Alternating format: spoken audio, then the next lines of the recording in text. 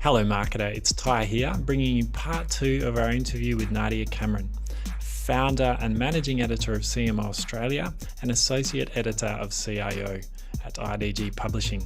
In today's episode, we're going to discover what Nadia has learned through the State of the CMO annual research by judging hundreds of entries in CMO 50, which identifies the top 50 marketing leaders in Australia, and by conducting countless interviews with CMOs and writing over 190 pages of content on cmo.com.au. Specifically, we're going to cover how the remit of the modern day CMOs changed in the past few years, what the top 5% of CMOs do differently, which functions I have reporting into them, and how they're building the competencies of the team to be future fit. Nadia has such a unique vantage point and so many insights to share. So if you're a CMO or an aspiring CMO and you want to know how to become one of the elite, then you're definitely going to want to check out this episode. Enjoy the show. Welcome to Lean Mean Marketing Teams with Ty Hayes, where you'll hear from leading CMOs and thought leaders about what it takes to create a high-performance marketing team. This podcast is brought to you by Growth Generators, a consulting firm that helps CMOs design and build modern marketing teams that drive growth. If you need help optimizing your marketing team, head to growthgenerators.io. Now, let's get on to the show. Quick look on the website, and there are 190 pages of stories on CMO Australia written by Nadia Cameron. You've been obviously the editor of numerous industry reports, such as State of CMO. You've curated numerous events, such as CMO 50 and other events that bring CMOs and CIOs together. So that's an incredible amount of data that must be stored in your brain. And obviously you've learnt a lot over the past 7 or 8 years and seen a lot of trends. So I'd love to tap into that and get some observations and insights, if that sounds okay. Yeah. It's a big question. What have been some of the biggest shifts you've noticed regarding the remit of CMOs, say in 2021 compared to 7 or 8 years ago? Yeah, absolutely. So I think there's a few key shifts I'd probably point to. One is technology, obviously.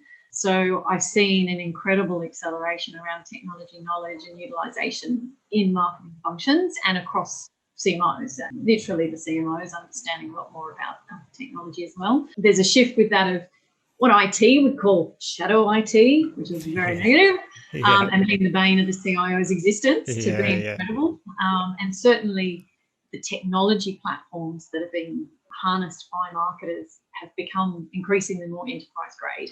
So clearly there's more of an ecosystem and platform approach. So I think that's also helped on that side as well. And of course, we've seen with the rise of roles like marketing technologist, chief digital officer, chief growth officer, performance marketing specialists, etc. So those are all obviously things that come off that technology. And so that's probably a big one. Another is probably the attitude as to where CMOs fit in the business executive team and the makeup. And what I would say is that I think the best CMOs are truly the connectors and collaborators across the business. I don't think that was always the case. I suspect the best marketers ever were always the people who did go beyond their function. I think that's even more apparent today. And I suspect that's also where we're seeing the growing divide between the strategic marketing leaders versus the historic ones that got stuck in marcoms. So I think that's a big one. Also that CMO-CIO relationship. So obviously they used to be chalk and cheese, or like shotgun marriage, I think was the term we used when I first started writing about it. And there was a big gap, and the big gap was digital. But of course, as digital became less about engagement and channel and more about like a platform to business and a core pillar of business, that's obviously shifted. But it's also meant that relationship between CMO and CIO has had to improve, has had to happen. So I know there's a bit of a way to go on that, but if you look at any of the research out there, you'll see that has improved. Certainly, again, a lot of the strategic CMOs I talk to have a good relationship or trust. They have respect. That's a big one. The other one's people and culture. That's another relationship I've heard more and more about. I didn't hear that so much at the beginning. And then that blurring of line between sort of marketing as acquisition to marketing as end-to-end customer, and going right through to support and advocacy and so on. That again is a big change. You only have to look at ASX listed companies to see that growing emphasis on customer experience as that kind of competitive advantage. More recently, brand purpose, brand vision is coming out a lot more. a number of organisations has been key to commercial growth and sustainability. And again, that's playing out in what I'm seeing from a CMO position and perspective, but also the skill sets that CMOs have and the things that they're focused on. We've talked quite a bit about rise of chief customer officer in recent years, and then that seems to slow down a little bit. So you still, if you look at the CMO 50, you will see that we've got that mix of job title in there, but certainly that question of who owns customer, marketers and natural custodians of customer, however we thought the marketers did the brochures, that dynamic is certainly interesting. And the other one I think I'd probably point to is measuring marketing impact and ROI. And I think technology tools are obviously helping with that. Transparency and growing pressure on budgets is forcing hand on that as well. And I don't think we're there yet. And certainly from a CMO 50 judging point of view, if you asked any of the judges in the last couple of years, they'd say we're not there yet. But we certainly have seen a demonstrable change in the way marketers are reporting on how they're driving impact. Yeah. That's another one. But also I think it comes back to how marketers see their own worth, or CMOs actually measure their own worth. Again, we're seeing more marketers come up the ranks now who didn't come from pure brand comms backgrounds.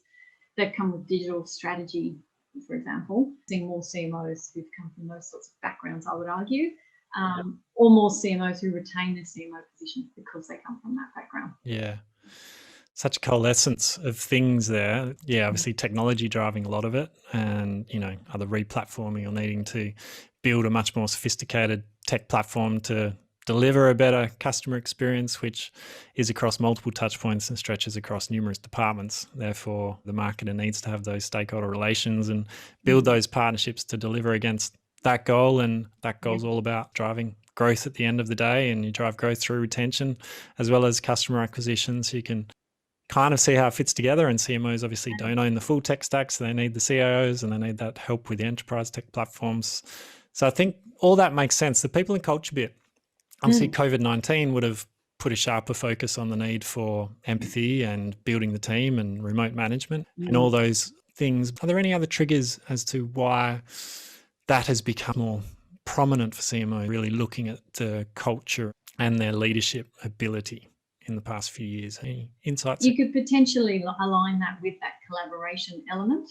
I think there's increased pressure as well. So I suppose if you look at the increased pressure to prove worth, be more connected, show the value of marketing, etc., that comes with it, an element of how you look after your team to support that. But also I think the customer experience part as well. You'd be pretty stupid to not realise that customer experience in pretty much most companies is going to be at least in part driven by employees and staff.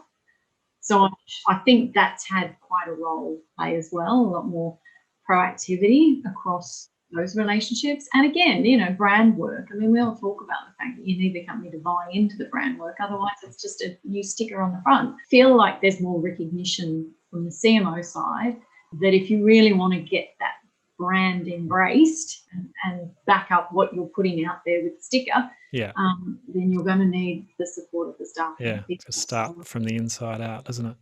Yeah, and even if you look at our CMO 50 questionnaire that we use every year to ask people to fill in so that we can then do the judging, there's a couple of questions in there around leadership and team and people, and that's deliberate because we know that the role of the CMO is not just an external facing role. There is a big internal facing part of it.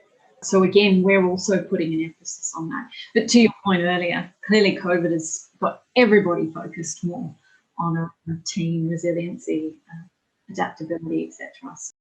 Hopefully it continues, as you know, Yes. talk about EX and the impact on CX, but yeah, I don't think it's yet in the same level of priority, perhaps, the rewards and that can come from creating a really engaged workforce and the impact that can have on brand and customer centricity and performance of the organizations. Hopefully that trend continues. Yes. Now, tricky question here, but we've talked a lot there around the shifts you've noticed, and I think that would translate into shifts in terms of requisite skill set and experience that, you know, would relate to that. Before we perhaps shift into the competencies they're developing, is there anything else around what you think distinguishes the top 5% of marketing leaders from the rest of the pack? Yeah, this is such a this is the thing that comes up in the judging every year. And this is what makes it harder and harder. you kind of know the ones that stand at the top of the pack. In terms of that, I think to the point I just made earlier, they know to talk beyond the external to the internal. So there's the culture, there's the team and the leadership priorities, there's the collaboration across the business, and they're relationship builders. I do think that is something you see. Do not work in their own bubble. They're not driven by marcoms and acquisition. They're driven by customer insight and pain points first. And they're really good at using and widening their ability to use data. So I think they're probably all things that stand out quite a bit. And look, just to touch on that from a judging perspective, 50 as I mentioned, last year was the hardest year we've ever had. And one of the things that's come up there a lot is the question of whether the brand-led marketer CMO is better or the customer insight-led marketer is better. And if you think about it, they're like the old way and the new way. And there are some very firm lines being drawn between that. And to this day, it's not an easy one to answer. Yeah. Does it have to be an or is it an and? Well, exactly. But that is the interesting question that's being raised. Yeah. Wow, there's been a lot covered in this interview so far. As a marketing leader, we know you like to spend more time taking action and less time taking notes. So we've got you covered. We packaged up all the tips, strategies, and resources from each episode into some beautifully crafted notes just for you. Not ugly AI-generated transcripts, but real notes taken by a real person on our team. To grab the notes, head on over to growthgenerators.io, look out for this podcast episode and download the notes. But be quick, they're only live for a few weeks after the episode airs. Now, back to the show. I'd like to think that we can have both, but it's certainly an interesting question. Well, I do think that pure marcoms role is not a CMO role. So I do think we'll see less and less of people who have that core focus in CMO positions. I just don't think that's sustainable long term. It's obviously important, but I just don't think it's sustainable long term. If you're really going to be the driver of growth that your organisation needs, or you're going to be that customer custodian. Going to need to work across more than the one P, don't you? And do you see much of that? Obviously, the customer centricity should lead to new products, services and offerings, but is there anything around the CMOs that are really helping drive business model innovation or new product categories and segments for growth? Yeah. And that may be nuanced by COVID, where there's been a focus on retention and perhaps more difficult to grow. But at the same time, it's probably spurred a lot of CMOs to look for innovation and new revenue streams. It's certainly giving people permission to look at things, whether that was necessity or not. But I like to think that COVID's given people a broader concept of growth. I think we were probably in danger of thinking about growth in very specific terms. I personally think the emphasis on retaining customers in COVID has been a good lesson for a lot of organisations. I know it's not always the easiest thing to get budget for. It's still remarkable how often they're forgotten, aren't they? And how much easier it is to retain a customer than earn a new one. Exactly. So I'm hoping that lesson sticks from COVID. Things crossed. Yeah. Fantastic. Okay, so I might move on now to the skills and capabilities that marketing leaders are developing in their teams to be successful into the future. So again, given the vantage point that you've got, what patterns have you noticed when it comes to the top skills and capabilities that marketing leaders are building in their teams? So I grabbed a couple of State of the CMO 2020 figures because I thought that would probably help, because we do actually ask about the skills and functions reporting into marketing. It's one of those questions we ask on a yearly basis. So I thought, just to give us an insight around that, some of these figures would be helpful. So when we ask key functions reporting into marketing, digital commerce and strategy, 3/4 of the CMOs had that. 2/3 had market research and insights. Over 60% had customer analytics. 60% said they had customer experience as well. I think about just shy of a third had business data and analytics. And then even 1 in 5 had customer care and the actual function specifically. So that was sort of key functions. And then we also ask around other sorts of functions being run in-house, what the makeup of the marketing function is. So again, we asked, and I think just shy of 80% said they have data and analytics. 3/4 of them said they have content production, actual production. 7 in 10 have creative and media product. Over half have digital front-end development and half have e-commerce. half of them said they would have the customer service and care, and 1 in 5 are doing their own media buying and trading. So it gives you an idea of how broad the functions can be. And then when we ask around, well, where are the gaps in terms of skills? Those are the ones you're probably not surprised to hear are analytics, data and data science, marketing operations, technology, still a big one, and customer insights and that sort of side of things. So it gives you an idea of what's going on with skills, really. And was there much around the soft skill development as well? Well, we did ask that actually. We asked a question around, I changed it slightly last year because beginning of COVID when we did the survey, so I did ask around those sorts of developments, and soft skills were certainly up there in terms of, and anecdotally, I heard that a lot as well, the soft skills. One of the questions I've put in this year's State of the CMO survey, which will go out next week, is I've asked the question about which skills did you invest in for the first time over the last 12 months, because I'm interested to try and see if I can gauge around to that soft skill bit, see whether I can figure to show what I think has been happening, which is obviously a lot more in soft skill. Yeah. And was there anything else, I think in the last report you had a question around the differences and changes in competency development due to COVID-19? Was there anything else that you noticed as a result of COVID-19 that marketing leaders were focusing on? Not really. I mean, as I said, the soft skills were certainly up there. So clearly it was an emphasis. I think it's a tricky one because, to borrow Andrew Baxter's sort of analogy, you sort of had companies in 3 camps. You had the third that were absolutely devastated, just everything was disrupted on them. You had a third who needed to sort of pivot and tread water and figure out what to do. And then you had a third who went soaring. I mean, clearly anyone who works as a supermarket marketer. So I think that probably has put a lens over it that makes it hard to judge. Certainly the thing I got a lot from last year was the people feeling the permission to do different things. And whether that was necessity or whether it was because they had more time to think, that was certainly interesting. So once you got past the flurry of comms at the beginning, there was a lot more emphasis there. And also the partnership side. I found that fascinating. There were all sorts of interesting partnerships going on. Yeah, I've seen your series on CMO about that. Lots of interesting brand partnerships. So I was curious to know if that's going to continue. It sounds like that is something that people are definitely thinking more about. Green cross partnering with Uber, that was to meet a specific need. Then there are other partnerships where people say, well, we were thinking about doing it, we just hadn't got there yet. And in COVID, we realised we needed it, either because digital and mobile was so important, or we had time to do it, or the permission was there to just experiment and try it. Lastly, before we get to our Fast 5, what are you most excited about in the future, or what are you working on next over at IDG? Yeah, so I said CMO Momentum hybrid this year, so I am looking forward to being able to bring that one back in a live format, but also we'll do a couple of different things with the virtual side. I did mention that we're building more frameworks and events to foster the CMO 50 alumni and that wider CMO community. There's a couple of initiatives there that I'm working on. State of the CMOs, as I said, there's a survey coming out next week, and I am planning a second half complementary piece of research that I'm hoping will help us. So obviously that's the sort of state of the CMO leadership piece, the technology buying, etc. But in the second half of the year, look a little more around that customer experience part.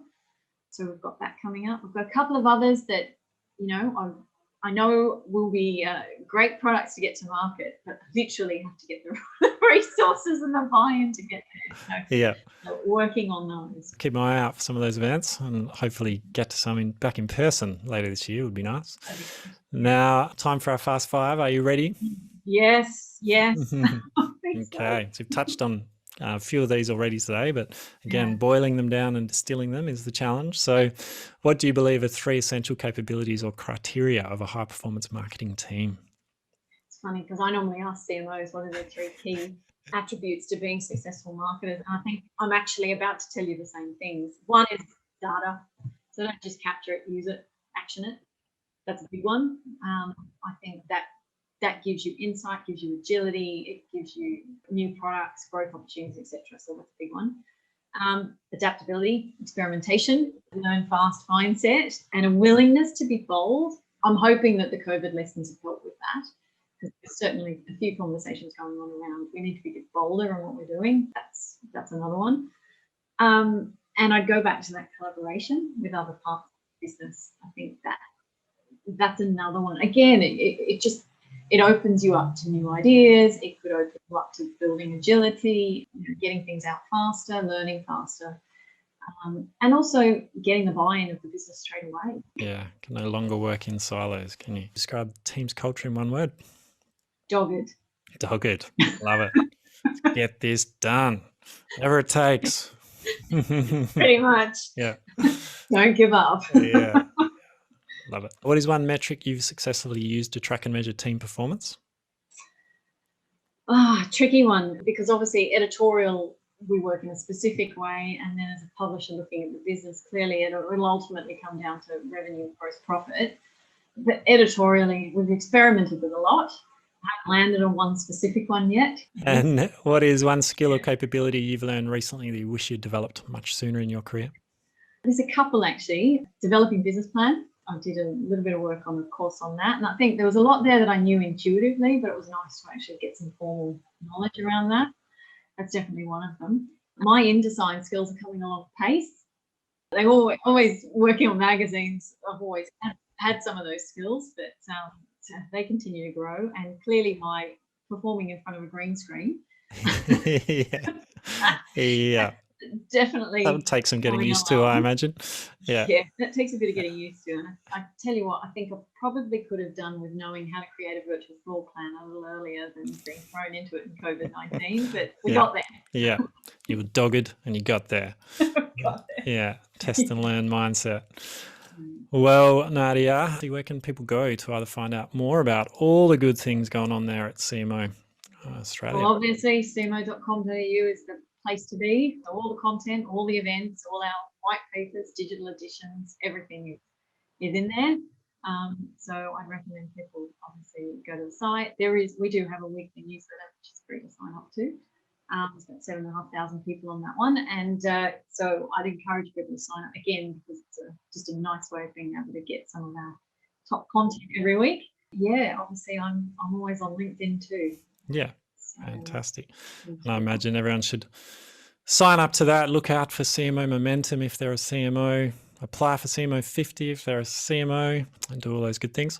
Well, Nadia, great to hear about your successful journey at CMO. I'm so glad you came and were generous enough to be on the other side of the mic. It's been great to learn about how you've developed the content strategy and launched CMO from an idea into the successful title and reports and community and everything that you built there, the awards. I think you're doing an absolute service to CMOs and created something really special there. So thank you on behalf of all the CMOs, and thanks for coming on the show. And thank you. I hope it was useful. Absolutely. It's a pleasure. Yeah. Hope to see you at one of those events sometime soon. Oh, indeed. Thank you. Thanks so much for listening to this episode of Lean Mean Marketing Teams, brought to you by Growth Generators. To say thanks, we've packaged up all those tips, strategies and resources into some beautifully crafted notes just for you, so you can spend more time taking action and less time taking notes. To grab the notes, head on over to growthgenerators.io, look out for this podcast episode and download the notes. But be quick, they're only live for a few weeks after the episode airs.